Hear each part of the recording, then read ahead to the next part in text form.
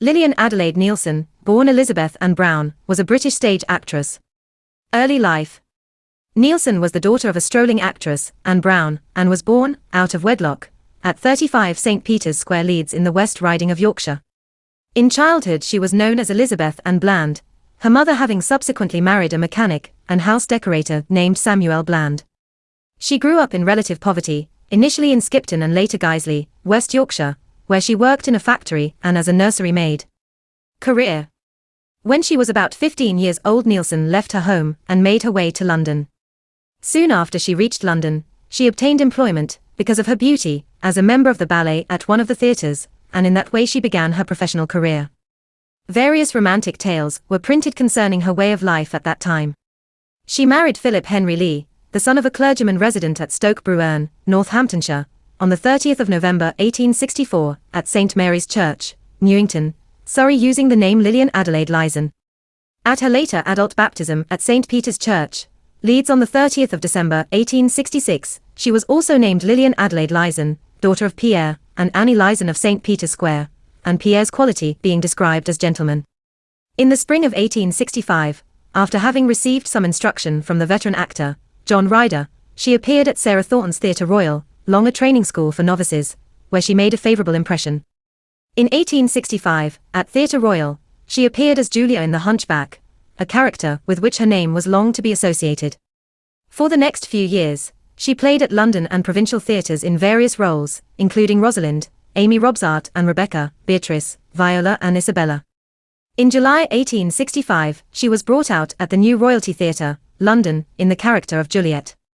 Her achievement was not considered extraordinary, but it attracted some favourable attention, and she was able to continue with acting. She was a part of a production of The Huguenot Captain, by Watts Phillips, given by the Princess Theatre on the 2nd of July 1866. Neilson played the role of the heroine Gabrielle de Savigny. In November 1866, she received favourable reviews for her portrayal of Victorine, another character, in The Huguenot Captain. This time the play was performed at the Adelphi Theatre. She also played Nellie Armroyd, in Lost in London. Phillips was pleased with her acting. So was the critic Joseph Knight and the dramatist John Westland Marston, and all of them promoted her career. In 1868, she had become an experimental travelling star, acting Rosalind, Bulwer's Pauline and Knowles' Julia, but she was not successful at first, and during the next 3 or 4 years, she took a variety of jobs, sometimes acting in metropolitan stock companies, and sometimes taking better positions. One of the expedients that she early adopted was that of a dramatic recital, given at St. James Hall, London. Long afterwards she repeated that recital in America, with brilliant effect. Some of the parts that she played, at various London theatres, were Lilian, in Dr. Marston's Life for Life, Madame Vidal, in A Life Chase, by John Oxenford and Horace Wigan, and Mary Belton, in Uncle Dick's Darling.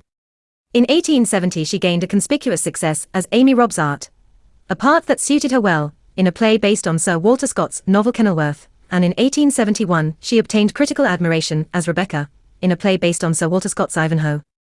American stage.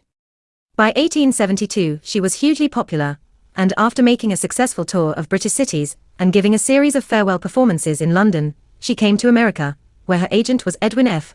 de NYSE.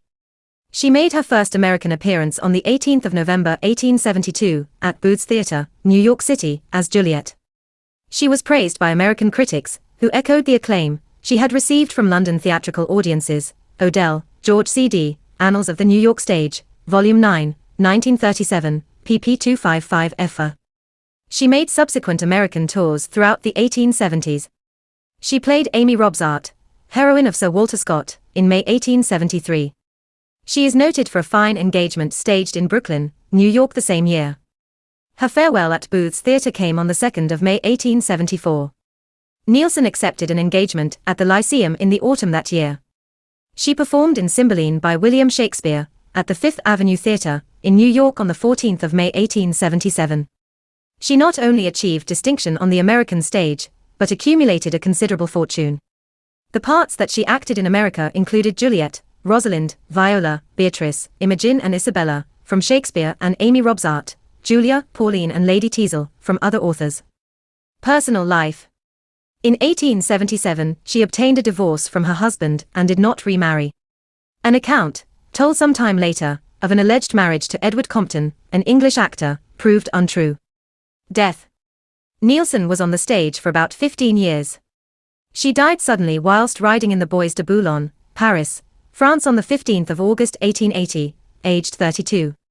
A subsequent post-mortem stated death was caused by blood loss due to a rupture in the broad ligament near the left fallopian tube.